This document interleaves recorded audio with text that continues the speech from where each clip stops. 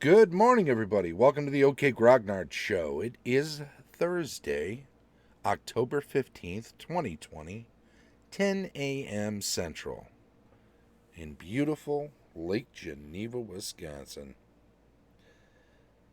Well, it's Thursday. That means it's GMing tips. Spell acquisition, part 3, spell research. You know, the last 2 weeks, we spoke about spell acquisition. We talked about the cleric 1 week, and by extension, the druid. We talked about the magic user and somewhat about the illusionist. Although the whole illusionist thing has always been a sticking point for me. I've never really thought the class was. It's a tricky one. It's tricky enough for a DM to pull off an illusionist in game because of how much metagaming tends to surround anything illusionary. It's tricky enough for a DM, let alone for a player, unless the DM wants to spend half his time acting obtuse, which I guess I don't know. I can role play pretty well. Done it a long time. Did got some actual non-equity theater stage experience. Did some little bit of film and video work. But I got to tell you, I find it hard when a little kid grabs my nose to pretend that kid actually has my nose. And that's a problem for me when it comes to illusionists and somehow creating this in-game reality that I do it. It can be done. I'm this is hyperbole. I just find it awkward for that sort of thing. It's awkward enough if it comes up irregularly. For it to come up time after time after time after time because there's an illusionist player character in the party, or because there's an NPC that is regularly, even villains. The whole idea of illusions is tricky to adjudicate. So there you go. It's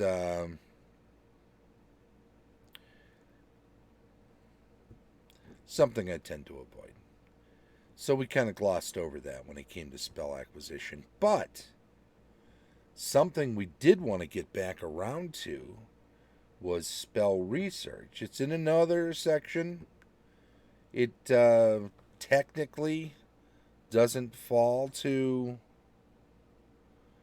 spell acquisition. It's not in the spell acquisition section of the DMG.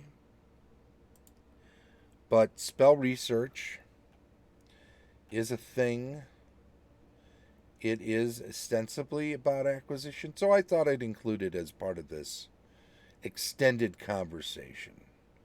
And while a lot of people would say, well, isn't this all spell acquisition and spell research kind of campaign oriented? Well, yeah, in some ways it is, but I think it's one of those campaign things that requires a sort of a very hands-on approach to dealing with it, and so becomes as much about GM tips, GMing tips, as it is just about campaign discussion. So that's why this has been a Thursday thing, and why acquisition and spell research falls in that under that heading for me. But let's dive in. And I'm going to have a lot of comments, and some of them are not going to be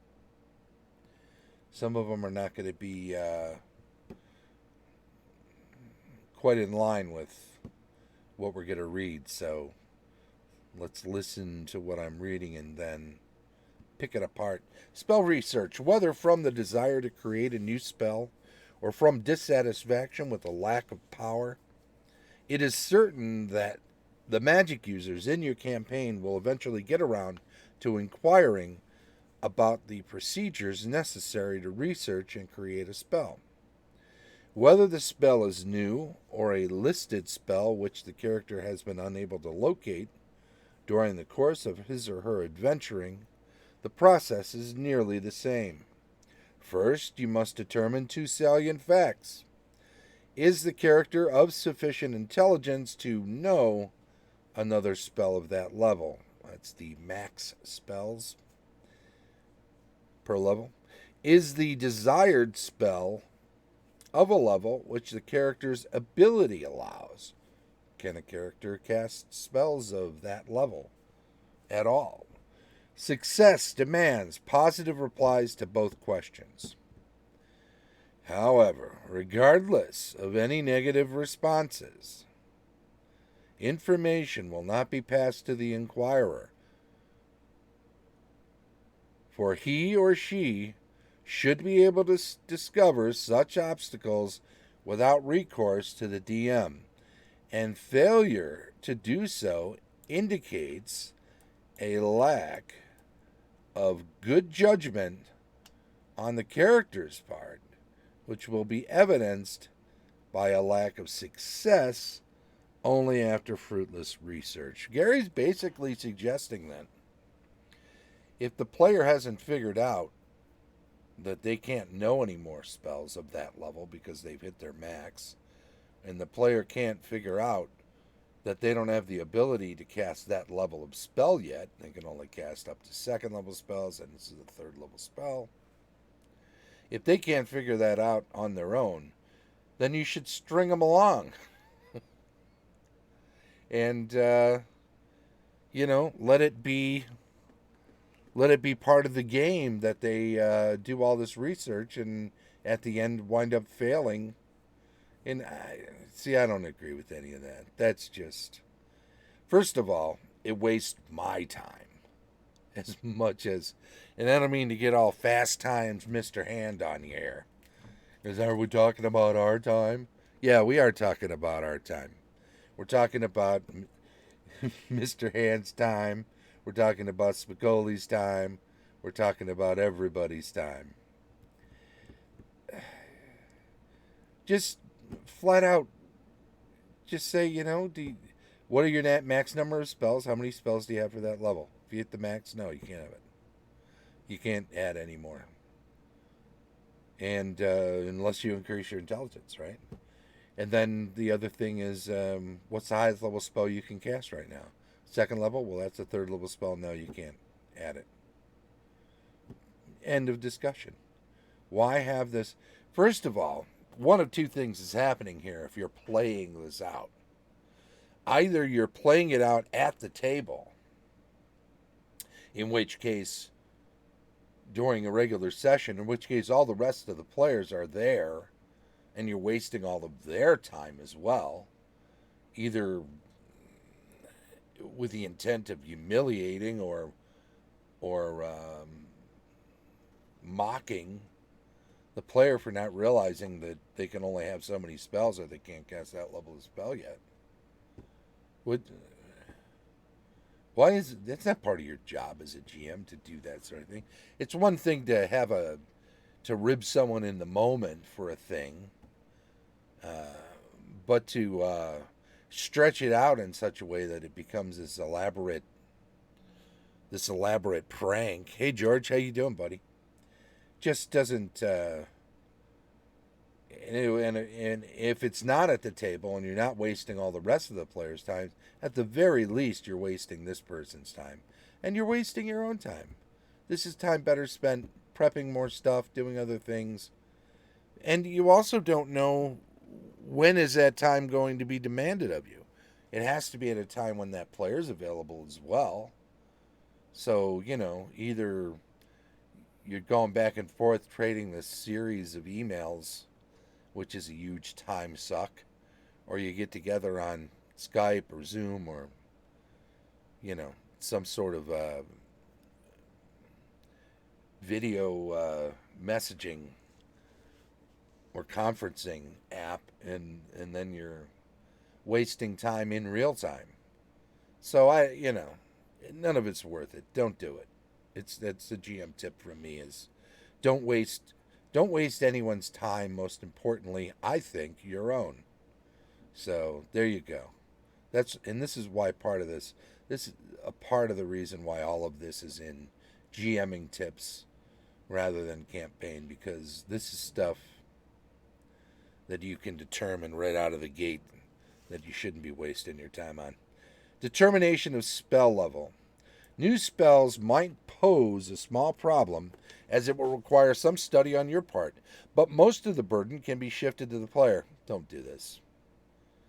I'll get back to why, but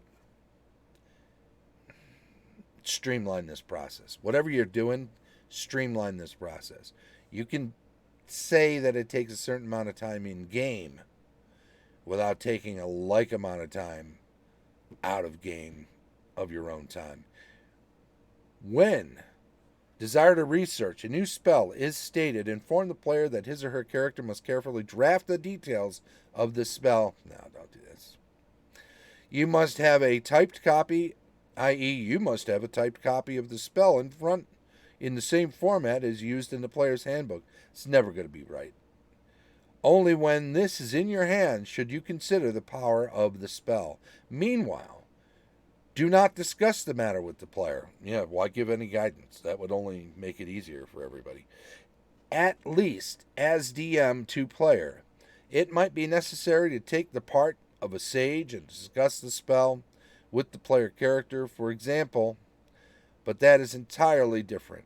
Once you have details of the spell, compare and contrast it with existing spells in order to determine its level and any modifications and additions you find necessary in order to have it conform to known magic principles. Known magic principles. Any super powerful, absolute killer, or a like spell must be thrown out immediately. Be certain to consider all of the ramifications of a spell and all of the descriptive wording to weed out spells which give you the user some extraordinary, undeserved, and or unwarranted power. Anything better than 9th level spells, 7th level with respect to clerics, is in the category of impossible. Allow research, but it will always be useless. Again, don't allow research if it's going to be useless. Just let them know up front they can't do that.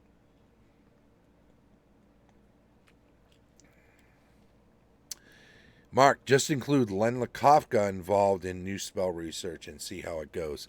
Not on your life. I have no time for that sort of shenanigans. And no time for these sort of shenanigans. Let's pick this apart because there's a lot here. Shift it to the player. No.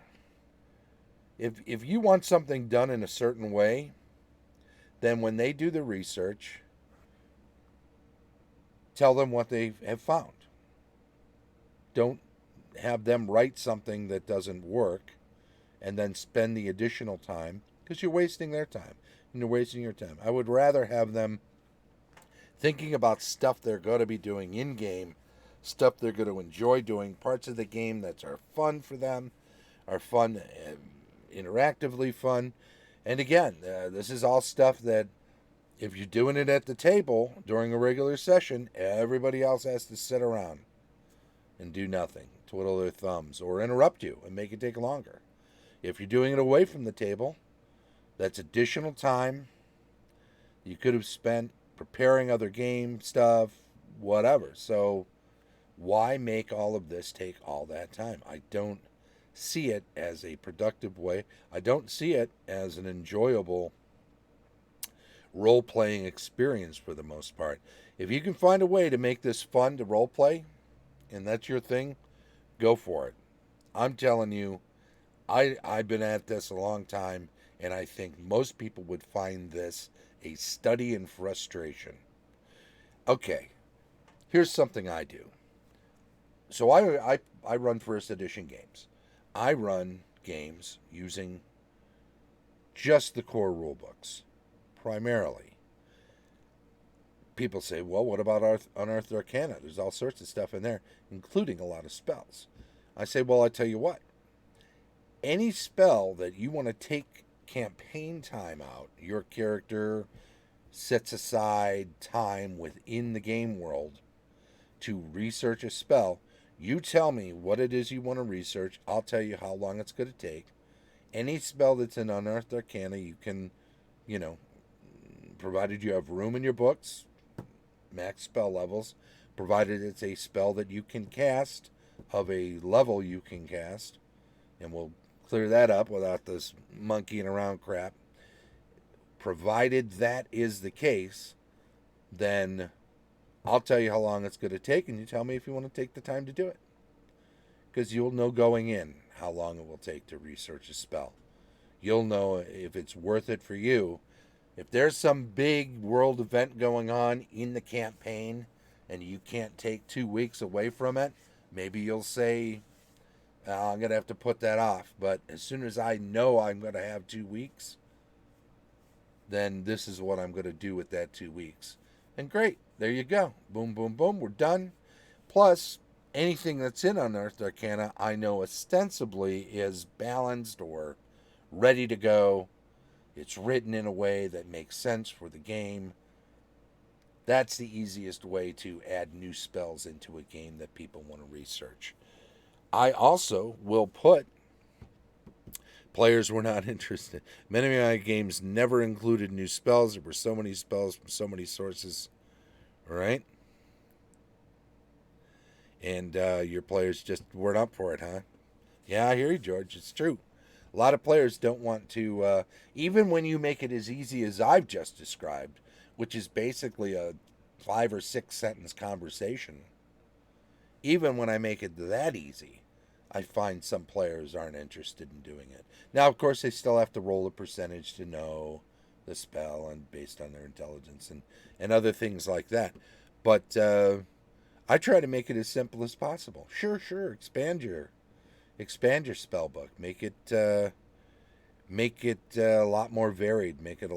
Add a lot of variety to the types of spells you can cast, and that's all good by me. I may nick something that they ask for right out of the gate because there's some spells. I don't want to pull them out of my head right now, but there are definitely it's definitely possible that there are some Unearthed Arcana spells which I would say, oh, that spell, let me double check it. I might read it.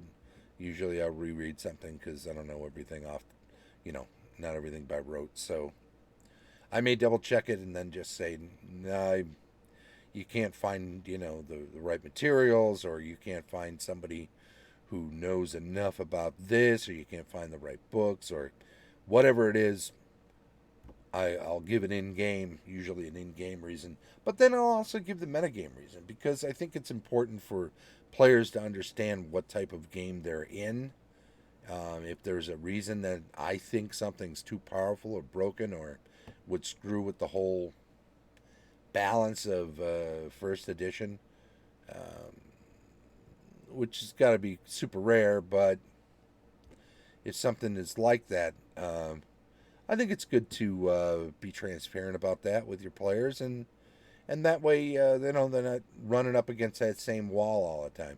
Now, they may object and they may disagree, but the game I run is the game I run, and if I'm not enjoying myself, nobody's going to be enjoying themselves. So I'm not going to run a game I don't like for the sake of making a bunch of other people happy. I'm at the table too, so it kind of all starts with the DM. If the DM's happy, then you can find other players that are happy. so on and so forth. Bunch of GMing tips in that pile of crap, huh? All right, once you have, let's get back and looking back inside of this thing. Known principles. I think we kind of covered this as far as balance and rejecting spells and so on and so forth. But make it fast. Make it painless. Lay it out and get it done. And let's spend more time back at the table with all the players in game having fun. Let's not waste a lot of time outside of the game. Let's not waste any table time for people and make them sit around. That's the main thing. Check the range, duration, area effect, and saving throw in particular to see that the spell has limits and restrictions. You might well wish to place more rigid restrictions than are shown. Similarly, you might add components and or lengthen casting time. After analysis of the spell and adjustment of its parameters, you will be in a position to assign it a level. If the spell is of a variation of an existing spell with only minor differences, improvements, or extended effects, it will probably be only one level higher. If it is superior in 2 categories, place it 2 level higher, so forth. If it is a spell which is markedly different from all others, find the spell or spells which most closely resemble it, and then set its level according to its relative power of those covered in the book compared to the new spell. Spells with combination functions are at least equal in level to the sum of spell functions plus a level. A spell which combined Audible Glamour with Phantasmal Force would be 6th level. Second plus a third plus 1 for combining spells.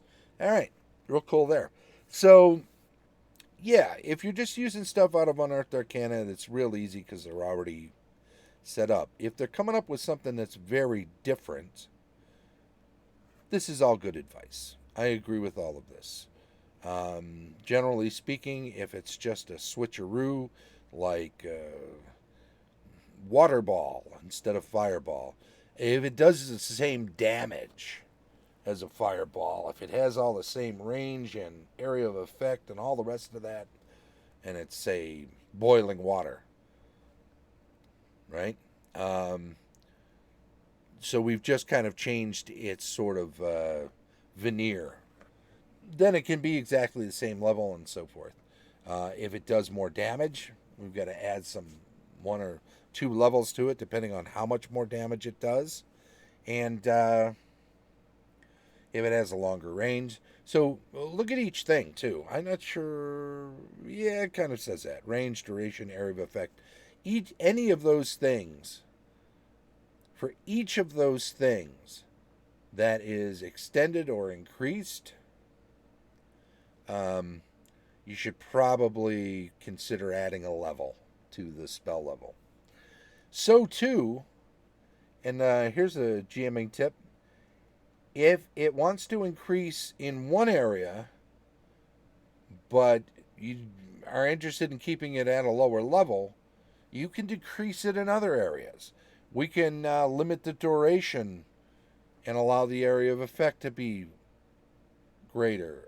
Maybe adjust the saving throw. Give it a saving throw if it didn't have one. And that can offset increasing the possible damage. Something like that. So you could do like a double magic missile, but allow for a saving throw and then just make it 2nd level rather than 3rd or 4th or whatever. Something like that. And have it only still increase every other level, right? Alrighty. And that's just off the top of my head. I'd have to do some math on that one before I'd commit to it 100%. Cost of the research. The basic cost of the research spell is 200 gold pieces per spell level per week. Note, however, that this assumes that the researcher has a laboratory or shrine in the case of a cleric and library at hand, built up in gaining levels of experience and whatever other reasons are applicable. To the base cost must be added a weekly variable of 100 to 400 gold pieces per level of the spell. The variable accounting for additional materials needed. If no library of materials is owned by the researcher, the base cost increases by a factor of 10, 2,000 gold pieces per spell level per week. The researcher being assumed to be acquiring arcane texts and scrolls, thus creating a library. The player must establish the amount to be spent based on his or her appraisal of the level without assistance of the DM. You had me all the way up to the end there. Let the GM just say how much it's going to cost and why. Just put it out there. I mean, if the player wants to try to nickel and dime you, add in a percent chance of failure, say, you know what, this is what it costs if you want to do it right. You can try to do it on the cheap. It may wind up costing you all of your time because it may fail. I think that's a fair offset. And again, all of this is in deference to the limited amount of time every human being has on this planet and how it would be smart to take note of those things. Length of research. Initial preparations and research will consume a number of weeks equals to the level of the spell being researched.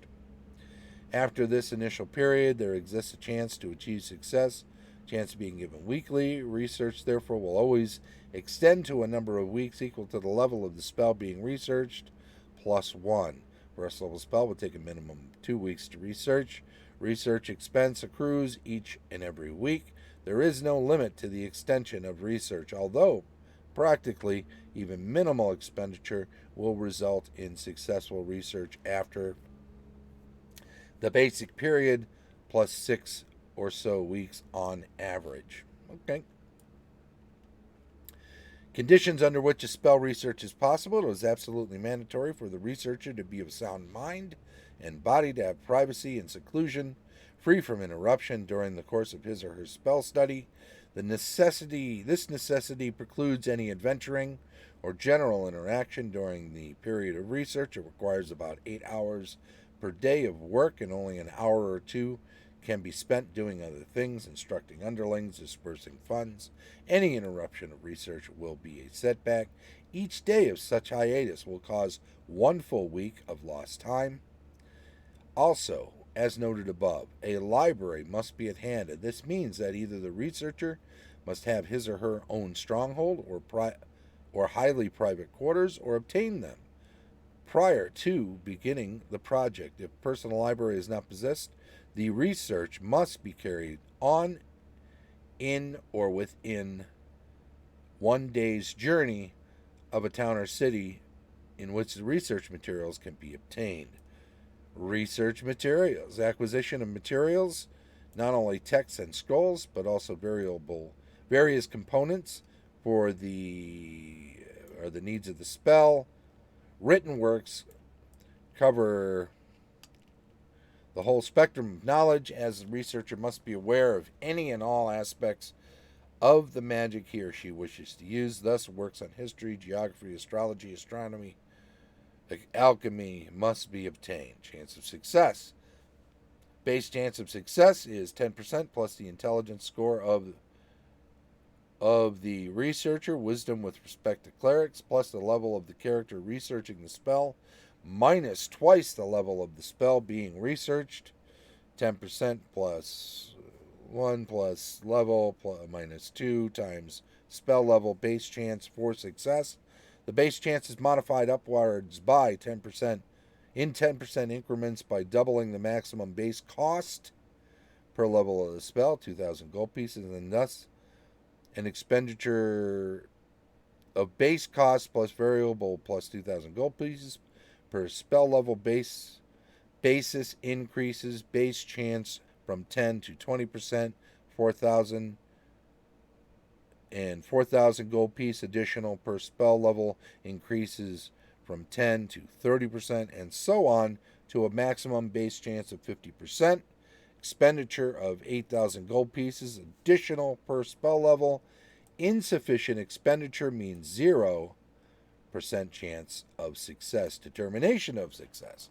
After the initial research period, equal to the level of the spell in weeks, find the base chance, adjust by intelligence, character level, and spell level, and secretly roll percentile dice. Any score greater than the percentage of success chance indicates a negative result. Continue to check for success each successive game week as long as research is uninterrupted and proper funding for the work continues. Remember, if a spell that is impossible for the character is being researched, this procedure remains constant. No, don't do this.